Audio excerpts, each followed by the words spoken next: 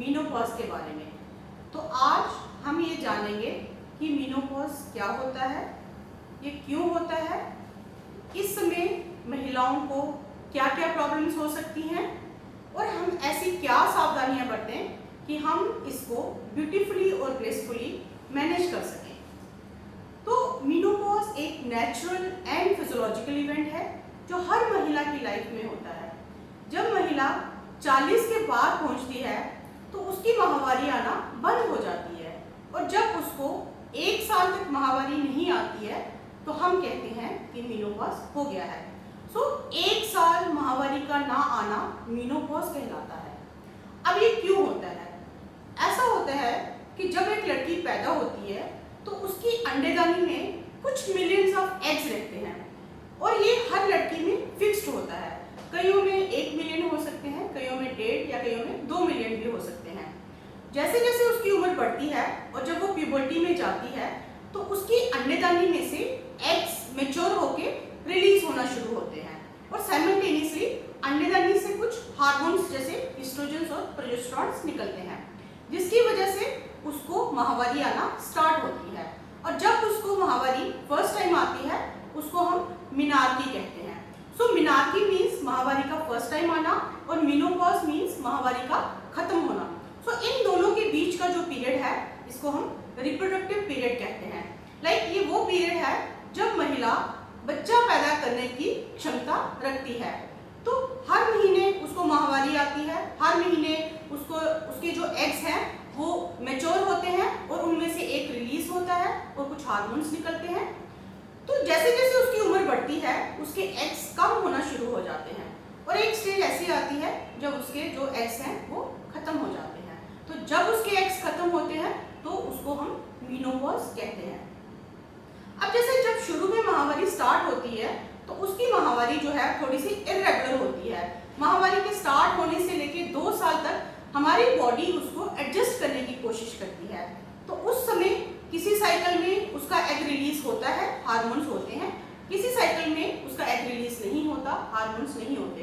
तो इस वजह से उसका जो साइकिल है वो इर्रेगुलर हो जाता है और जैसे ही वो मेनोपॉज पे पहुंचती है सेम प्रॉब्लम्स उस टाइम भी होती हैं, क्योंकि उस समय जो फंक्शनल एग्स हैं वो कम रह जाते हैं। तो किसी साइकिल में एग रिलीज होता है, हार्मोन्स एस्ट्रोजन होते हैं, किसी साइकिल में हार्मोन्स नहीं होते क्योंकि एग नहीं होता।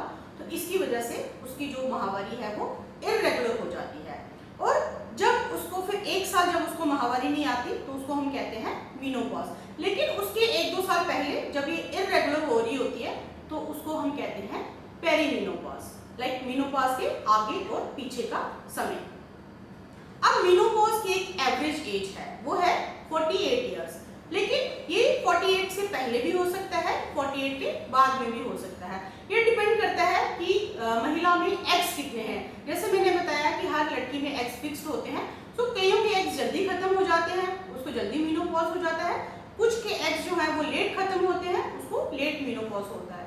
और बहुत बार ऐसा देखा गया है कि उनकी माओं को अगर जल्दी माहवारी बंद हो गई है या फिर लेट बंद हुई है, लाइक इसमें जेनेटिक कंपोनेंट भी इन्वॉल्व होता है। लेकिन हाँ, अगर उसके 52 साल के बाद उसको माहवारी आती है तो हमें थोड़ा सा विजिलेंट रहने की जरूरत है, क्योंकि इसमें कभी कभी कोई बीमारी की वजह से भी ऐसी प्रॉब्लम हो सकती है। तो जब ये एग्स खत्म होते हैं तो हमारे जो हार्मोन्स हैं, एस्ट्रोजन्स और प्रोजेस्टेरॉन्स हैं, ये भी खत्म होना शुरू हो जाते हैं। इन हार्मोन के कम होने की वजह से हमारी बॉडी में कुछ चेंजेस आती हैं और हमारी बॉडी उन चेंजेस को एडजस्ट करने की कोशिश करती है और उसी एडजस्टमेंट की वजह से हमारी जो महिलाओं हैं उनमें कुछ प्रॉब्लम्स आती हैं। उसमें जैसे कुछ इमीडिएट प्रॉब्लम्स होती हैं, कुछ लेट प्रॉब्लम्स होती हैं। इमीडिएट में कुछ फिजिकल रहती है, कुछ मेंटल या साइकोलॉजिकल प्रॉब्लम्स भी महिलाओं को हो सकती हैं। अब जैसे इमीडिएट में जैसे माहवारी का मैंने बताया कि उसमें उसको जो हर महीने जो उसको माहवारी आती है उसमें उसकी ब्लीडिंग कम होना शुरू हो जाती है। लाइक अगर उसको 5 दिन के लिए या 4 दिन के लिए माहवारी महिला को आती है यूजुअली, तो उसमें उसको 3 दिन के लिए भी आ सकती है, 2 दिन के लिए भी आ सकती है, 1 दिन के लिए भी आ सकती है। और अगर उसको माहवारी में ब्लीडिंग ज्यादा होती है तो वो कम भी हो सकती है। फिर उसका जो इंटरवल है, लाइक उसको हर महीने माहवारी आती है तो इसमें उसका इंटरवल जो है वो इंक्रीज भी हो सकता है। उसको 2 महीने के बाद भी आ सकती है, 3 महीने के बात भी आ सकती है। कुछ महिलाओं में ये एकदम से बंद भी हो जाती है, ऐसा भी देखने में आया है, और कुछ में ये टाइम से पहले भी हो सकती है।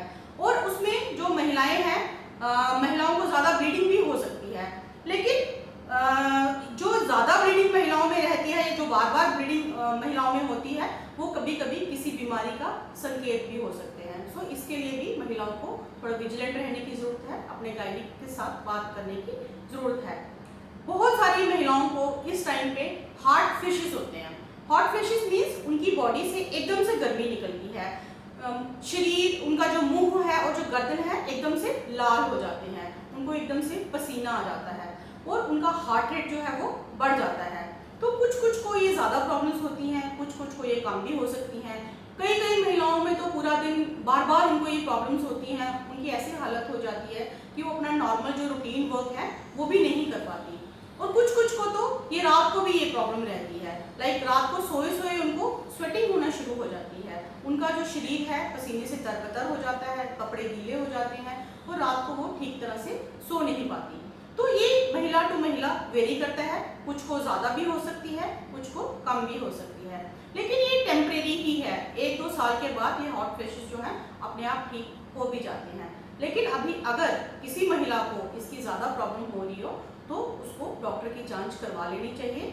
और नॉर्मली इस दौरान जब उसको हॉट फ्लैशेस हो रहे होते हैं तो उसको ठंडे एटमॉस्फेयर में रहना चाहिए, लाइक उसको फैन के नीचे बैठे, वो कूलर के नीचे, एसी के नीचे बैठे, ठंडा ठंडा पानी पिए, स्पाइसी चीज़ें ना खाए और अपने कॉटन के कपड़े पहने, लूज कपड़े पहने। तो ऐसे ही अगर वो प्रिकॉशंस ले ले तो वो इन चीज़ों से, हॉट फ्लैशेस से बहुत हद तक बच भी सकती है। और फिर भी उसको ज़्यादा प्रॉब्लम रहती है तो वो अपने डॉक्टर से कंसल्ट कर ले।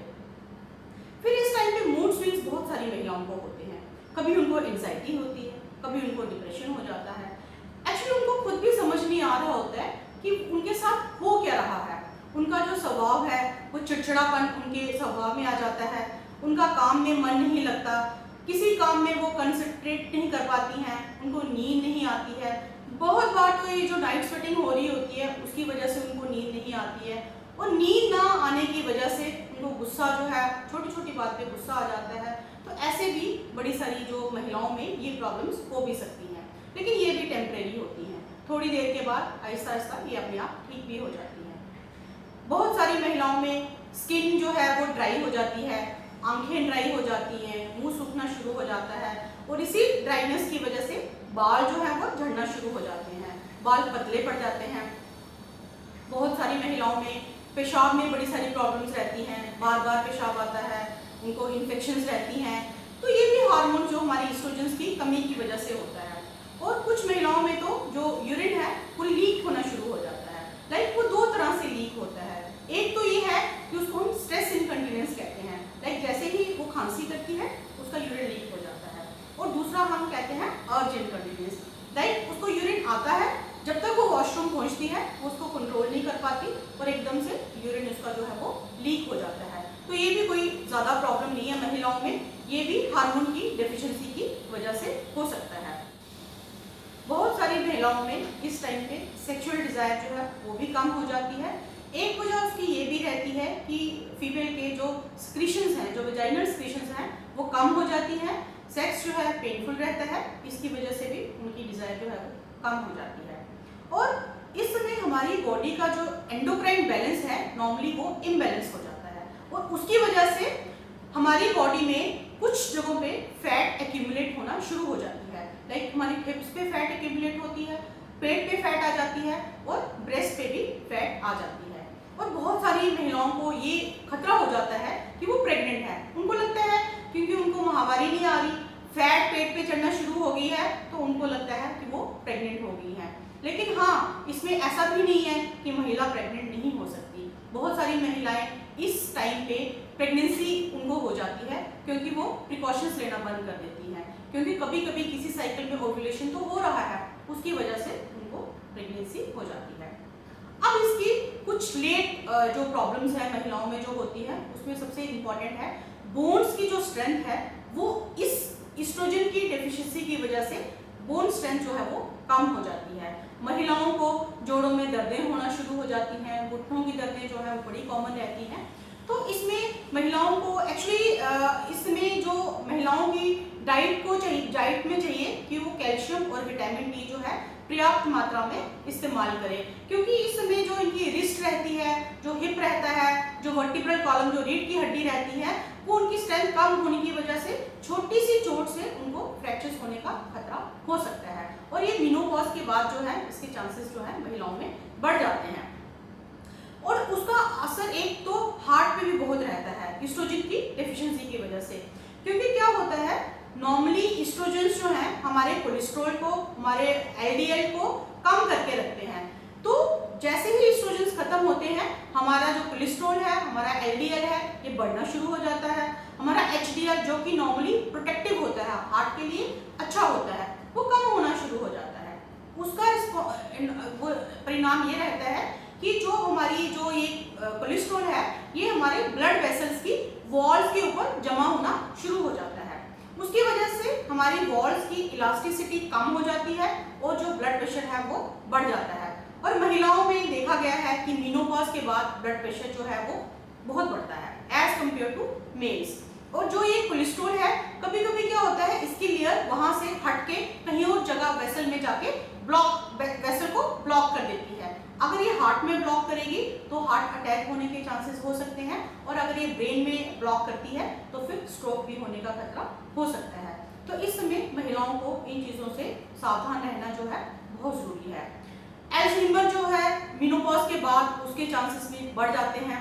स्किन में कोलेजन कम होना शुरू हो जाता है, तो उसकी वजह से स्किन की रिंकलिंग जो है वो स्टार्ट हो जाती है। तो ये प्रॉब्लम्स जो हैं कुछ इमीडिएट प्रॉब्लम्स हैं, कुछ लेट प्रॉब्लम्स हैं। इन महिलाओं को इसके लिए सावधान रहने की ज़रूरत है।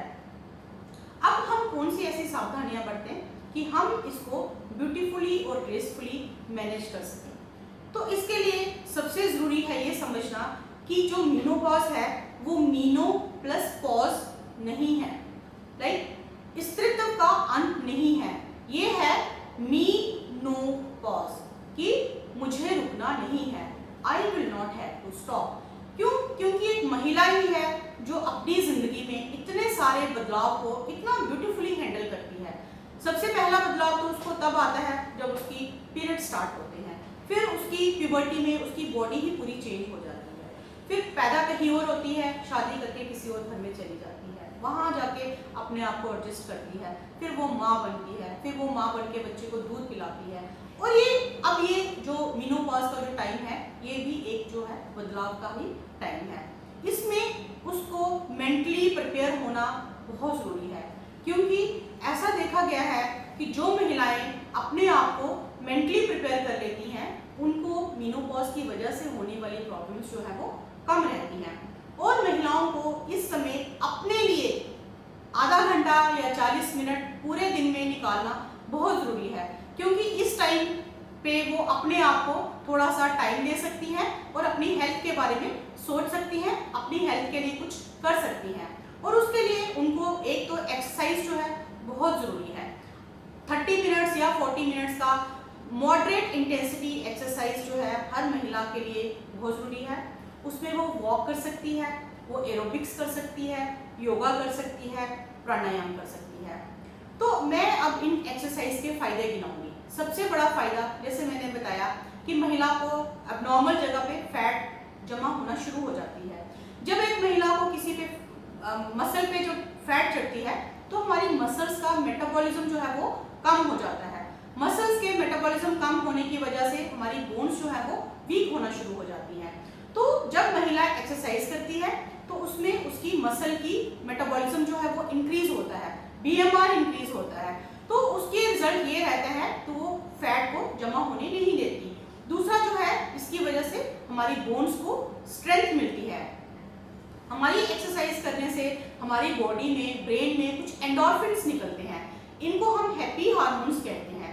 तो इनकी वजह से हमारा मूड जो है, जो हमारे इतने मूड स्विंग्स हो रहे हैं उनमें बहुत फर्क आता है।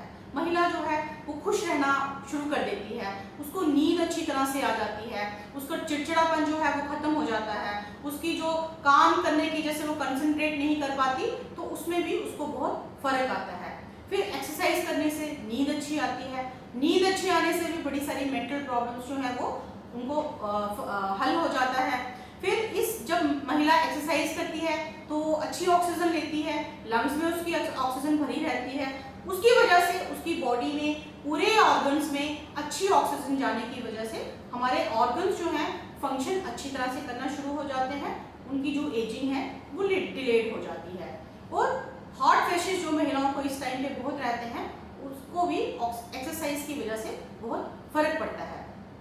तो हर महिला को चाहिए कि कम से कम 30 से 40 मिनट अपने आप को दे।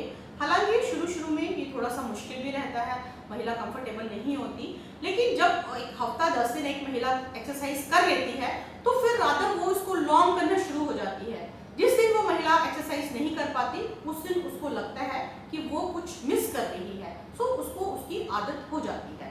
तो एक्सरसाइज जो है वो बहुत जरूरी है।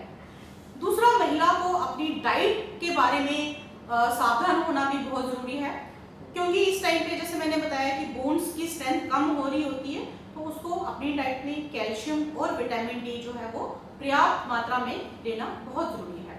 Vitamin D, natural vitamin D sunlight से मिलता है। हमारी जब यूवी रेज जब हमारी स्किन के ऊपर पड़ती हैं तो हमारा विटामिन डी का सिंथेसिस स्टार्ट हो जाता है। तो महिलाओं को चाहिए कि सुबह 10 से 15 मिनट के लिए जो अर्ली मॉर्निंग सनलाइट है उसमें कुछ बॉडी का कुछ एरिया एक्सपोज कर लें और उसको वो या बैक को थोड़ा सा एक्सपोज कर लें, तो वो सनलाइट लें ताकि उनकी बॉडी में विटामिन डी सिंथेसिस स्टार्ट हो जाए। क्योंकि जो विटामिन डी है ये हमारी कैल्शियम की एब्जॉर्प्शन में हेल्प करता है।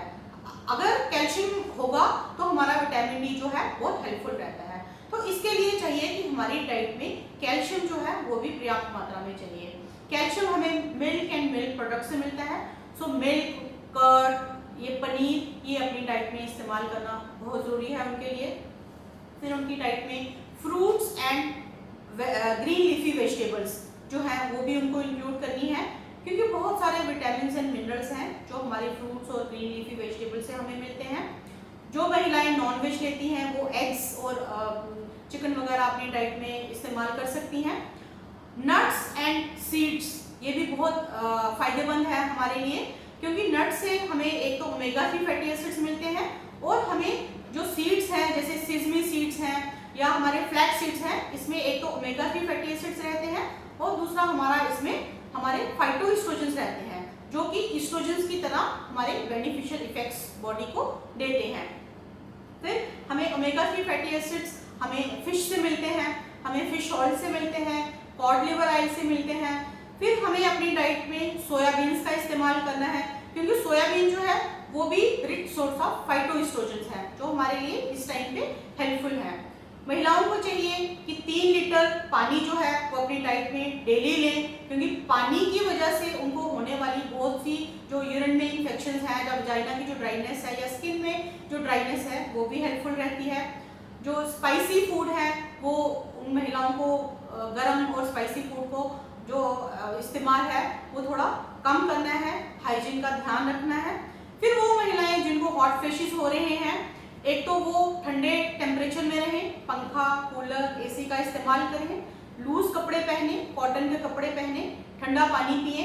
अगर ये जो आइसोफ्लेवोन्स हैं वो इस्तेमाल, सोयाबीन वगैरह इस्तेमाल करें। टोफू इस्तेमाल कर सकती हैं, टोफू भी रिच सोर्स ऑफ आइसोफ्लेवोन्स रहता है। तो अगर फिर भी उसको इस चीज़ से फर्क नहीं पड़ रहा है तो फिर वो डॉक्टर की सलाह ले सकती हैं। डॉक्टर कुछ आइसोफ्लेवोन्स जो मेडिसिन होती हैं वो दे सकते हैं, या फिर उनको अगर किसी को लगता है कि इसको HRT की ज़रूरत है जो हार्मोन रिप्लेसमेंट थेरेपी है, तो डॉक्टर अपनी समझ के हिसाब से वो भी उनको दे सकते हैं। जो यूरिन में जो इन्फेक्शंस हैं, जो वजाइना में ड्राइनेस है, उसके लिए महिलाओं को चाहिए कि 3 लीटर पानी लें, यूरिन को होल्ड करके ना रखें, अपनी हाइजीन का ध्यान रखने, अपने प्राइवेट पार्ट्स को क्लीन एंड ड्राई रखें, वो भी रखना उनके लिए बहुत ज़रूरी है। फिर इस समय फैमिली का सपोर्ट रहना बहुत ज़रूरी है। हस्बैंड्स को चाहिए, बच्चों को चाहिए कि उनके साथ सिंपैथेटिकली बिहेव करें, उनके पास बैठें, उनको सुने, उनको देखें कि उनको कहाँ कहाँ परेशानियाँ आ रही हैं, क्योंकि बहुत सारी परेशानियों का हल बात करने से भी सॉल्व हो जाता है। तो अंत में मैं यही कहूँगी कि अगर फैमिली का सपोर्ट रहता है और महिला अपना ध्यान खुद रखती है, लाइक वो टाइम पर एक्सरसाइज करती है, अपनी डाइट का ध्यान रखती है, तो बहुत सारी प्रॉब्लम्स जो इस मेनोपॉज की वजह से हो रही हैं उसको वो अच्छी तरह से मैनेज कर सकती है। Thank you.